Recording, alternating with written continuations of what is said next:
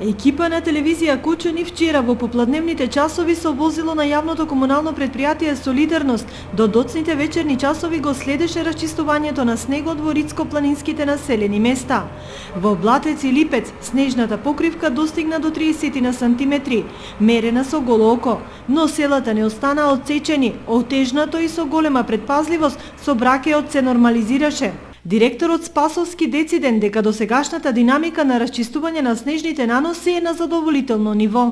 Во општина Виница нема отсечени села, сите главни патишта кон сите населени места се проводни, така да луѓето може слободно да се движат. Македонија пат согласно нивната програма изврши посипување со сол и со песок на регионалниот пат Превалец до Лаки. Исто така во вчерашниот ден и делумно денес тие извршија прочистување од влезот во село Лаки до одредено место таму каде што може да помине машината. Така да буквално немаме ниту едно село отсечено со исклучок на неколку мали кои што се по една-две куќи. Во изминатото денонокие се isfрлени преку 4 метри кубни песок и 1 тон сол, а предпријатието има набавено околу 80 метри кубни песок и 20 тони сол за цела сезона, количини кои надлежните ги оценуваат како доволни. Доколку се повторат тврдењата, ние секој дека сме спремни, имаме доволни количини.